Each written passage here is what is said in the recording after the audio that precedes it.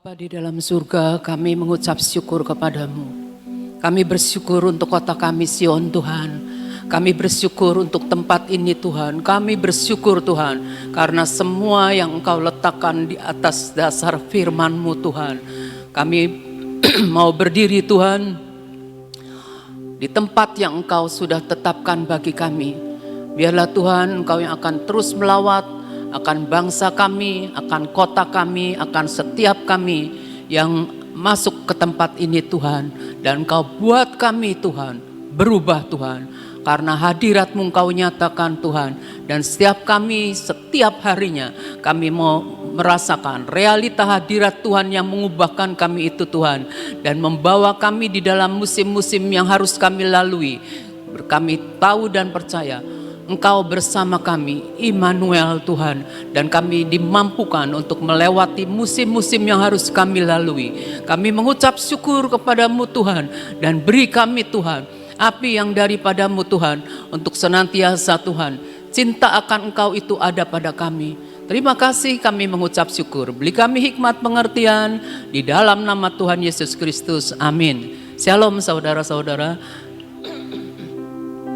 Saya akan share tentang personal revival atau revival pribadi ya. Setiap orang percaya kita tahu sangat membutuhkan personal revival.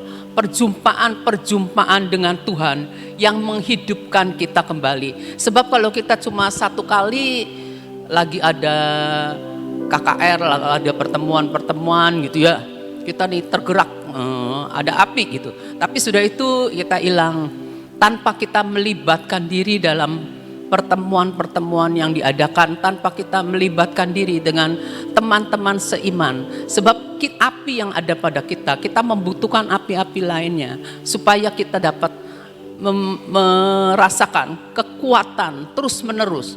Dan kita harus berdoa di dalam setiap pertemuan-pertemuan yang diadakan. Seperti Tuhan berkata, 1, 2, 3 orang berkumpul dalam namaku, aku hadir. Nah, kehadiran Yesus itu sebenarnya real, nyata. Dan kita minta, kita benar-benar merasakan bahwa ini hadirat Tuhan, nyata, merasakan, mengalami, sehingga kita ini diubahkan. Kita diubahkan gitu ya, dari semua yang tidak baik yang merupakan pembawaan kita sebagai manusia dosa.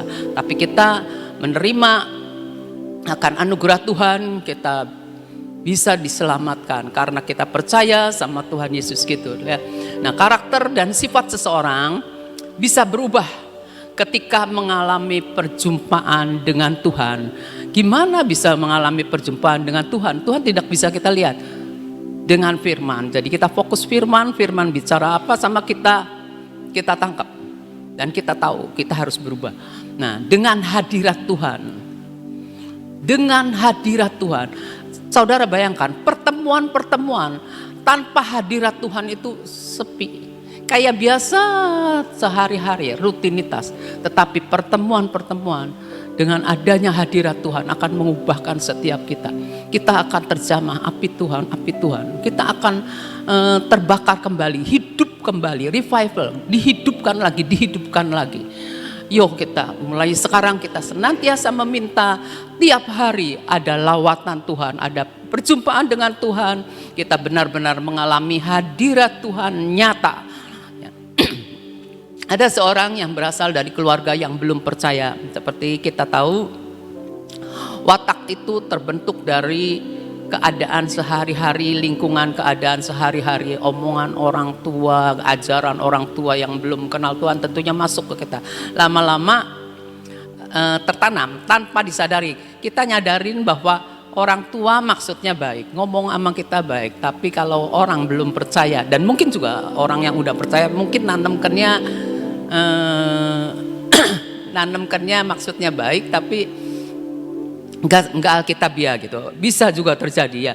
Nah, setelah orang itu dewasa, kita akan lihat istilahnya ya, watak aslinya misalnya pemberontak. Nah, mulai kelihatan sifat pemberontaknya gitu ya. Tapi Tuhan itu ajaib. Tidak ada satupun orang yang bisa mengubah akan watak. Pak Yusak pernah katakan hal itu kan.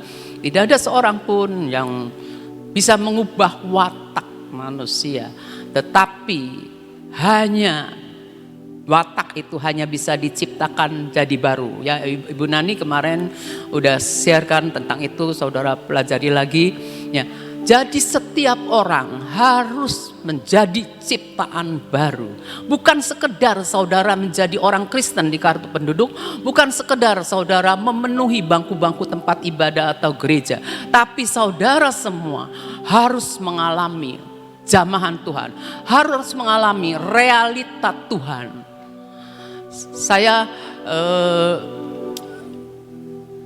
Saya bersyukur ya, saya waktu dulu saya sebagai anak SMA gitu ya, anak SMA di sekolah dibedakan antara orang yang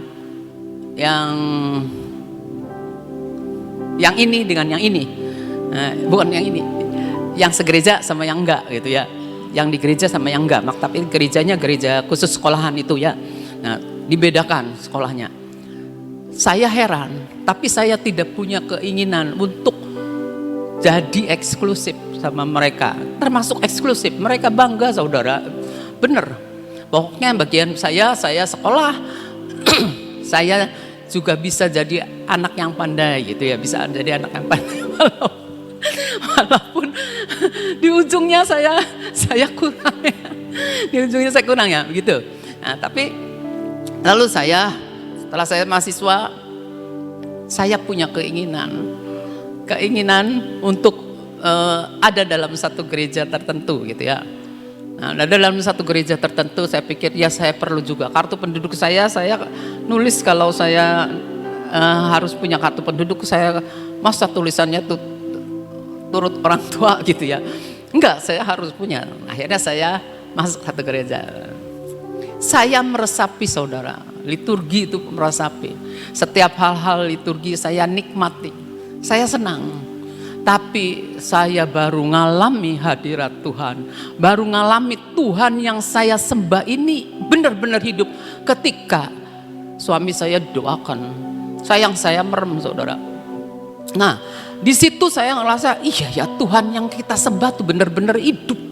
Bukan Tuhan yang asal jauh sekali, bukan Tuhan yang tidak kita kenal gitu tuh, tapi benar-benar Tuhan yang hidup.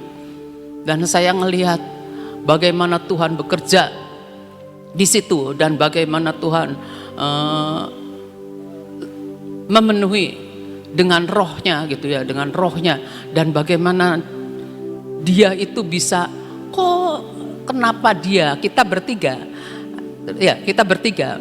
kita bertiga punya kerinduan untuk bisa berbahasa roh, bisa nyembah, terutama bisa nyembah. Bagi saya penyembahan dalam bahasa roh itu saya kepengen gitu ya, pengen sekali. Saya kepengen gimana sih caranya, kepengen sekali. Di antara tiga ini suami saya lebih dulu, dia ngalami Tuhan dan dia dilawat Tuhan, dan kemudian dia itu dipenuhi dengan Roh Kudus, dia bermazmur dalam bahasa roh. Kita melongo. Nanti kita yang kepengen, kok dia duluan gitu tuh ya. Modelnya kayak gitu, tapi dia duluan gitu tuh ya. Bisa itu Tuhan tuh ajaib ya. Nah, tapi kalau kita lihat, kita pelajari ya, watak asli itu masih tetap ada. Watak asli masih tetap ada. Tapi saudara, kita tahu begitu firman itu membersihkan hidup kita. Semua yang jelek, yang lama, yang bukan dari Tuhan, ketika kita terus menerus mengalami hadirat Tuhan, ketika terus menerus kita itu dilawat oleh Tuhan, dijamah oleh Tuhan, itu mulai samar-samar, yang jelek itu disingkirkan, yang jelek itu disingkirkan, yang gelap itu harus menyingkir. Nah, apalagi kita tahu kemarin Ibu Nani bilang kan, Ibu Nani presentasikan dengan dibungkus atau dalam Kristus. Ya, jadi kita ini dibungkus oleh Roh Kudus. Di dalamnya ketika ketemu benturan-benturan, ketika masalah, ketika ya katakanlah masalah membanting kita, masalah kita temui, apa aja dalam lingkungan kita temui, kita kegores sedikit ya. Nah tapi kita tahu ketika kita terus menerus deket sama sang sumber, ya, jangan biarkan kita jauh dari kasih karunia. Ada lagunya kan gitu. Nah kita bertobat, kita benar-benar minta dilawat Tuhan yang bisa mengubah diri kita gitu ya. Roh Tuhan biar turun atas kita, memenuhi kita. Roh Tuhan turun atas kita, memenuhi kita. Kita percayakan setiap firman. Kita tahu bahwa di dalam hati kita yang percaya, Tuhan akan mengalirkan aliran-aliran air hidup yang ada pada kita. Karena kita percaya, alirkan kayak gitu ya. Nah kalau kita lihat lagi gitu ya, dosa dan kesalahan membuat seorang itu mulai menjauh dari Tuhan, tidak merasa tertarik lagi akan hal-hal rohani. Hobi kita yang membuang waktu membuat kita mulai mundur setapak demi setapak, bahkan bisa hanyut ya. Nah, apakah kita pernah mengalami hampir kehilangan visi? Visi itu memberi dorongan untuk kita menuju destiny yang Tuhan mau ya. Visi itu yang harus kita capai. Nah, apakah kita pernah mengalami hampir kehilangan visi? Hampir kehilangan visi. Dengan siapa saudara bergaul, saudara harus perhatikan ya. Apalagi kalau kita kehilangan, bukan apalagi ya. Kalau kita hampir kehilangan visi, kita butuh personal revival. Kita butuh dihidupkan kembali pribadi kita ini untuk kembali ya, sesuai apa yang Tuhan mau, destiny yang Tuhan mau. Ketika seseorang tidak dijamah, tidak merasakan hadirat Tuhan yang nyata, orang tersebut, orang percaya, kehilangan realita kehidupan sebagai orang percaya. Kalau orang sekedar bergereja tapi tidak pernah mengalami realita hadirat Tuhan, dia akan goyang ketika ada orang memberikan hal-hal yang instan, yang lebih enak, yang lebih mudah dan tidak berat, yang sesuai, misalnya yang sesuai sama keinginan kita, itu goyang. Jadi kita perlu realita hadirat Tuhan yang akan membawakan personal revival, kehidupan lagi secara pribadi kita nih, yang perlu nih pribadi kita dengan Tuhan. Kita perlu, kita harus bersyukur kalau di tempat ini ada praise and worship. Doakan setiap praise and worship, pujian penyembahan itu hadirat Tuhan dinyatakan. Ketika ibadah di dalam pertemuan-pertemuan kita minta hadirat Tuhan dinyatakan. Saya waktu di Jalan Kembar, praise and worship di Jalan Kembar itu merasakan sekali gimana hadirat Tuhan itu menyapu akan orang-orang gitu ya, menyapu akan orang-orang gitu ya. Dan si ini cerita begini, cerita begini, saya waktu itu belum ngerti bahwa itu adalah personal revival, saya nggak ngerti waktu itu. Wah dilawat puji Tuhan. Dan saya ngecek diri sendiri gitu tuh. Iya ya, berarti tadi tuh dilawat Tuhan. Iya tadi tuh dia ada. Saya tuh bersyukur sekali saudara. Dan di tempat ini juga puji nama Tuhan yang luar biasa. Tuhan kasih tempat yang lebih besar. Dan saya percaya orang-orang akan lebih banyak lagi yang datang untuk merasakan hadirat Tuhan. Kekeringan rohani akan kita alami di masa-masa yang sukar. Dan kita butuh air. Kita butuh, kalau kering itu kita butuh air kan. Kita butuh air. Air apa? Air hujan daripada Tuhan. Hujan roh Tuhan itu dicurahkan untuk menjamah setiap kita. Kita disegarkan kembali, dihidupkan kembali. Revival harus kita alami setiap hari. Perjumpaan dengan Tuhan harus kita alami setiap hari. Saudara di sini rame-rame gitu ya, banyak orang gitu. Tapi saudara bisa ngalami secara pribadi, minta secara pribadi. Doa kita bisa bersama-sama orang lain, tapi kita bisa doa, Tuhan lawat saya, lawat pribadi saya Tuhan. Nanti Tuhan yang akan beri. Jadi jangan sekedar rame-rame dalam pertemuan, tapi pribadi lepas pribadi, kontak sama Tuhan ya, kontak sama Tuhan ya. Nah, Tuhan itu nyata, itu benar-benar kita harus benar-benar merasakan Tuhan itu nyata ya. Seperti kita tahu Tuhan adalah roh yang hidup.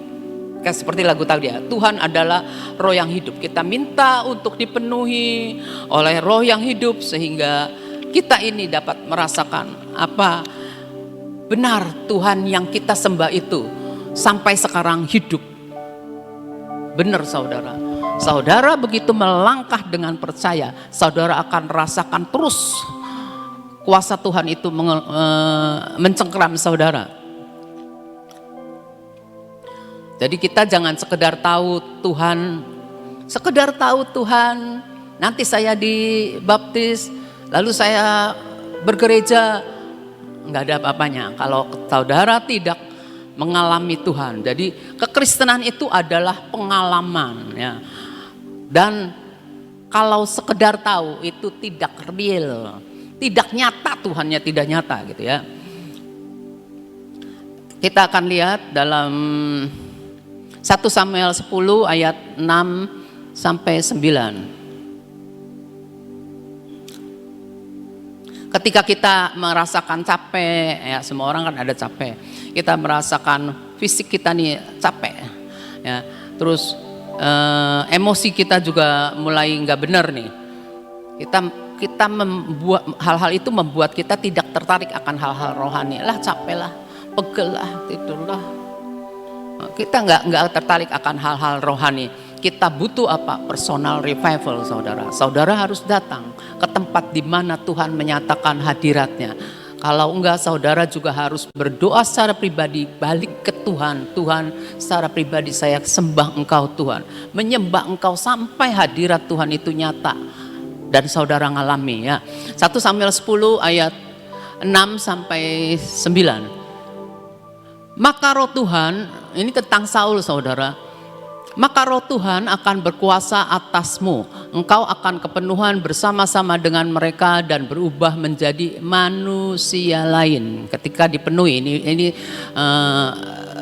Saul dikasih tahu kayak gitu. Terus 7. Apabila tanda-tanda ini terjadi kepadamu, lakukanlah apa saja yang didapat oleh tanganmu, sebab Allah menyertai engkau. Ketika dipenuhi Roh Kudus, Roh Tuhan berkuasa atas Saul, dikasih tahu apa saja yang dapat oleh tanganmu, Allah menyertai engkau, lakukan saja gitu ya. Jadi kalau kita benar-benar penuh Roh Kudus, kita ngerasa oh ini Tuhan lagi nyuruh kita apa, lakukan ya. Terus engkau harus pergi ke Gilgal mendahului aku dan camkanlah, aku akan datang kepadamu untuk mempersembahkan korban bakaran dan korban keselamatan. Engkau harus menunggu 7 hari lamanya sampai aku datang kepadamu. Ini Samuel yang ngomong, dan memberitahukan kepadamu apa yang harus kau lakukan. Lihat ya, mendahului. Jadi Saul mendahului, pergi ke Gilgal mendahului Samuel. Terus dikasih tahu ya, nanti Samuel datang dan mau mempersembahkan korban bakaran, korban keselamatan yang mempersembahkan Samuel. Nah Saul itu harus tunggu 7 hari sampai Samuel datang, dan nanti Samuel kasih tahu apa yang harus dilakukan. Jadi harus teliti. Terus 9. Sedang ia berpaling untuk pergi meninggalkan Samuel, maka Allah mengubah hatinya menjadi lain. Dan segala tanda-tanda yang tersebut itu terjadi pada hari itu juga. Nah si Saul itu kan kehilangan kambing kalau nggak salah sih. Dia kambingnya bisa ketemu. Nah dia itu diubahkan jadi manusia lain. Jadi sifat dan karakter daripada si Saul itu berubah lain daripada yang sebelumnya ya.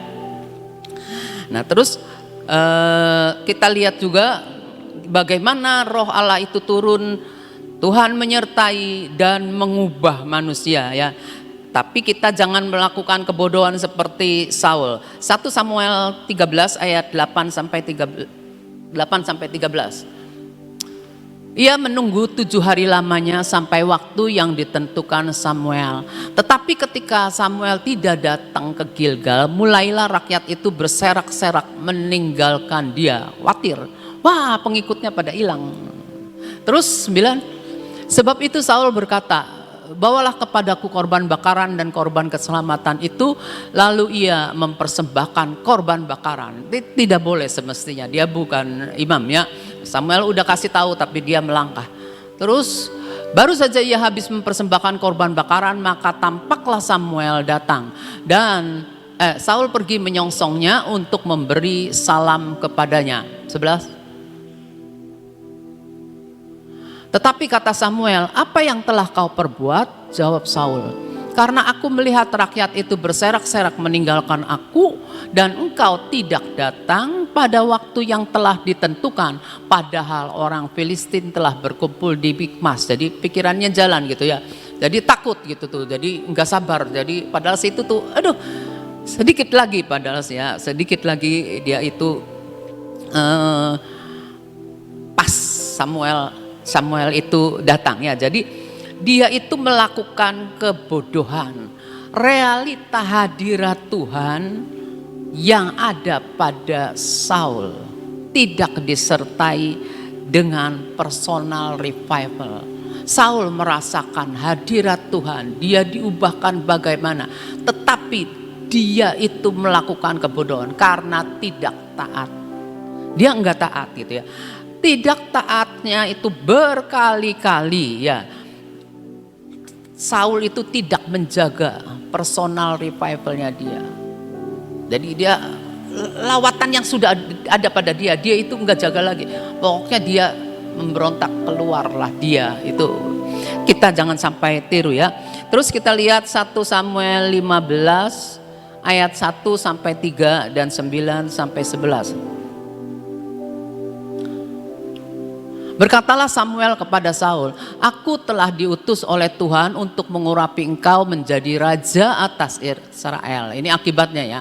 Umatnya oleh raja atas Israel umatnya. Oleh sebab itu dengarkanlah bunyi firman Tuhan. Terus beginilah firman Tuhan semesta alam. Aku akan membalas apa yang dilakukan orang Amalek. Amalek itu musuhnya kita ya. Kepada orang Israel, karena orang Amalek menghalang-halangi mereka ketika orang Israel pergi dari Mesir. Ingat ya, ketika kita keluar dari Mesir, ketika kita mulai bertobat, akan ada orang-orang yang akan menghalangi kita, orang Amalek ya. Nah, terus 3, jadi pergilah sekarang, kalahkanlah orang Amalek, tumpaslah segala yang ada padanya, yang padanya segala, dan janganlah ada belas kasihan kepadanya. Bunuhlah semuanya, laki-laki maupun perempuan, anak-anak maupun anak-anak yang menyusu, lembu maupun domba, unta maupun keledai. Terus kita lihat ya apa yang dilakukan 9 sampai 11. Tetapi Saul dan rakyat itu menyelamatkan Agag dan kambing domba dan lembu-lembu yang terbaik dan tambun, pula anak domba dan segala yang berharga. Tidak mau mereka menumpas semuanya itu, tetapi segala hewan yang tidak berharga dan yang buruk itulah yang ditumpas mereka. Kalau kita lihat ini bagus ini enggak, kalau pikir-pikir nih ya, makanya itu satu jendela yang merupakan jerat buat manusia ya. Pikir-pikir eman-eman. Saya juga model orang yang dulunya itu eman-eman. Ini sama ini eman-eman atau mendingan mendingan ini.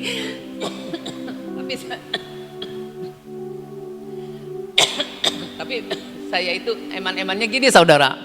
Orang saya ini kan kalau udah 2 menit lagi, udahlah nanti lagi. Nah, ya, kita itu benar-benar jangan sampai seperti bodoh seperti Saul. Ayat 10. Lalu datanglah firman Tuhan kepada Samuel demikian, ayat 11. Aku menyesal karena aku telah menjadikan Saul raja, sebab ia telah berbalik daripada aku Tuhan ya, dan tidak melaksanakan firmanku. Maka sakit hatilah Samuel dan ia berseru-seru kepada Tuhan semalam-malaman.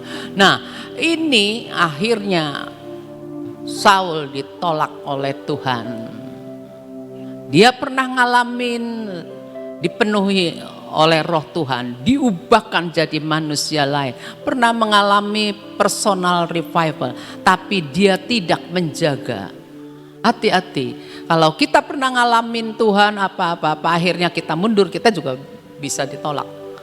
Kita harus menjaga personal revival kita. Personal revival, revive itu dihidupkan lagi. Jadi kalau kita nggak jaga, lama-lama kita nih mati. Roh kita bisa mati. Hati-hati ya. Kita lihat rasul-rasul diubahkan, rasul-rasul Yesus ya diubahkan.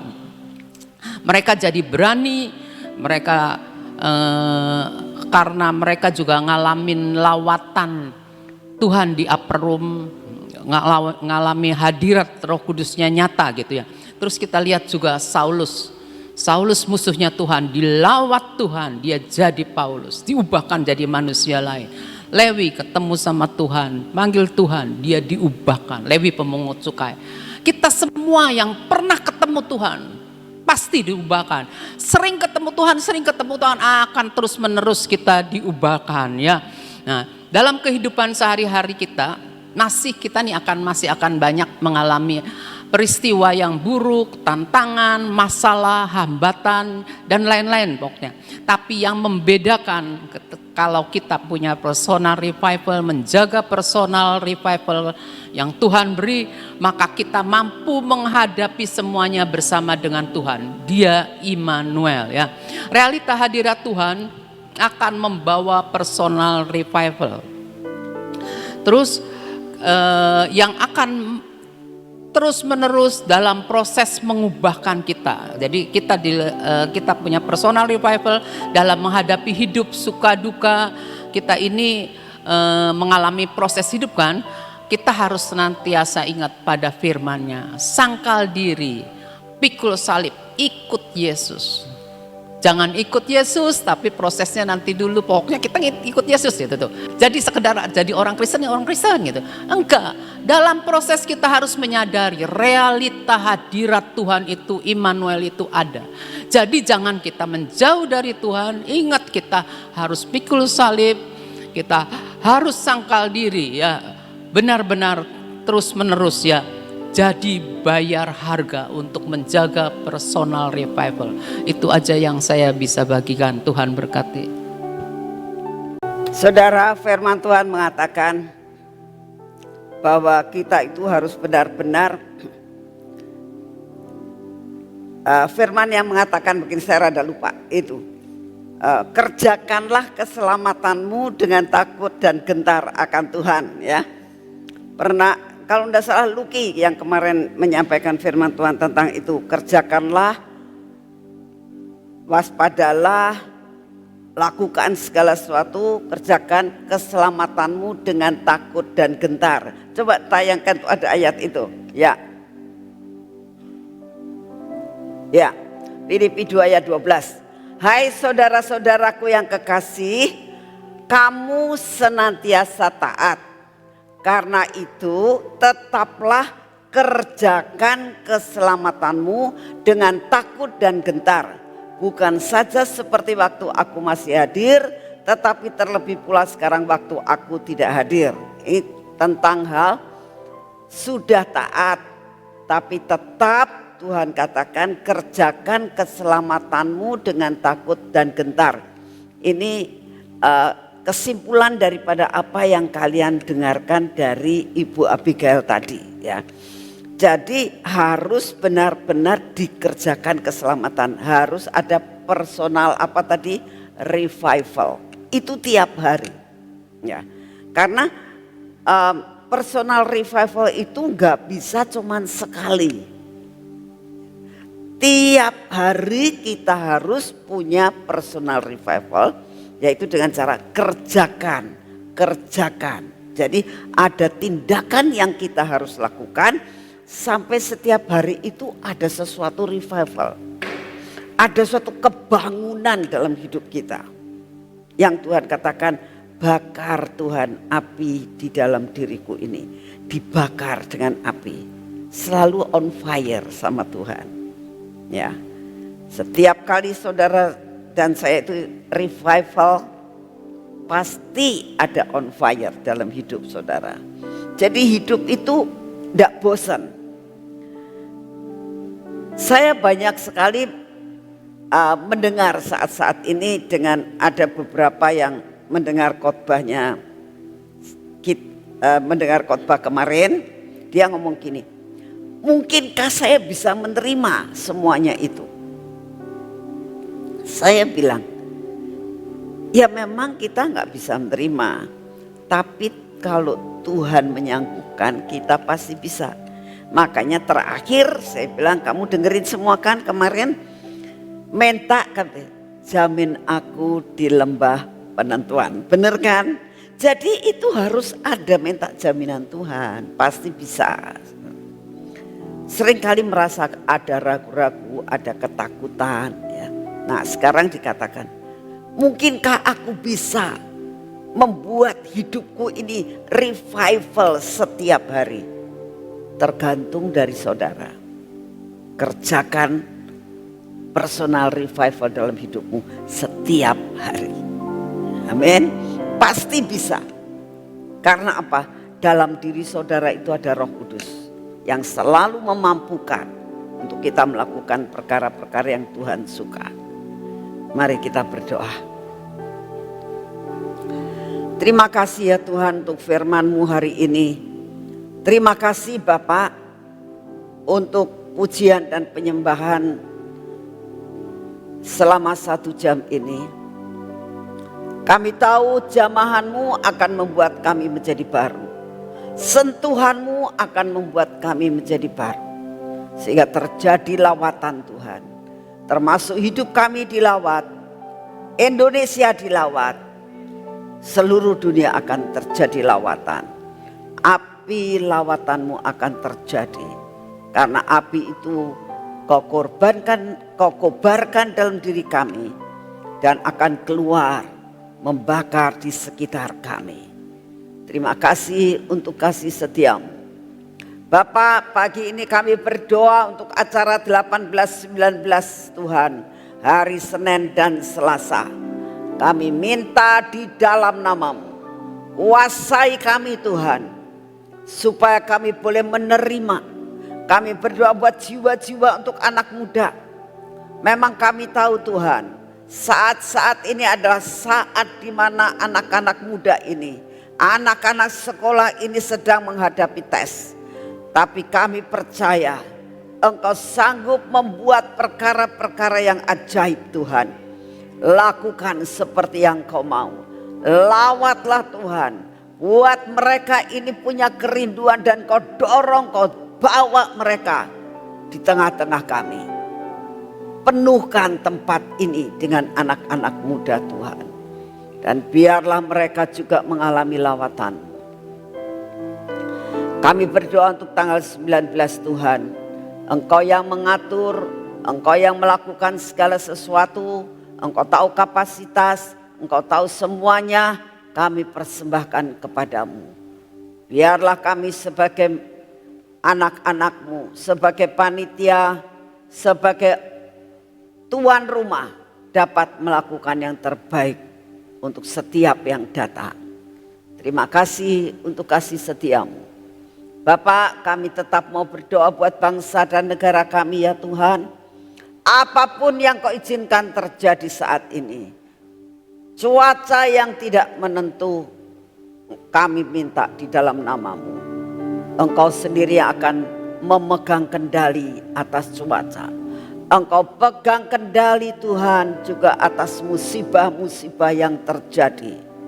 Kalau kami melihat akan semua musibah yang terjadi di mana-mana, kami hanya pasrah kepadamu Tuhan. Karena kami adalah milik-Mu. Kami berdoa untuk Bapak Presiden kami dan semua stafnya. Berikan kepada beliau Tuhan kekuatan, kesehatan yang daripada-Mu. Otak yang brilian Tuhan, sampai dapat memimpin bangsa ini seperti yang Engkau mau. Bapak, kami minta Engkau aturkan bangsa kami ya Tuhan. Engkau yang memegang kendali sampai Engkau ini Tuhan yang menentukan siapa yang menjadi penerus dari semua dan semuanya ini. Terima kasih Bapak. Terima kasih, kami percaya Kau setiap kali mendengar doa kami. Doa yang kami naikkan setiap pagi, doa yang dinaikkan oleh anak-anak-Mu dimanapun juga mereka berada. Makasih Tuhan Yesus. Dan saat ini kami datang di dalam nama-Mu. Kami tetap minta daya tahan tubuh yang baru yang daripada-Mu ya Tuhan. Untuk memasuki hidup kami sehingga kami menjadi anak-Mu yang kuat dan sehat oleh karena anugerah Tuhan. Terima kasih untuk kasih setia-Mu. Segala pujian, hormat dan syukur kami naikkan kepada-Mu Tuhan. Siapkan hati kami untuk kami menerima open doors dalam hidup kami. Ada suatu yang dinamakan freedom dalam finansial kami. Terima kasih Bapa, dalam nama Tuhan Yesus. Mari kita masuk dalam pengurapan.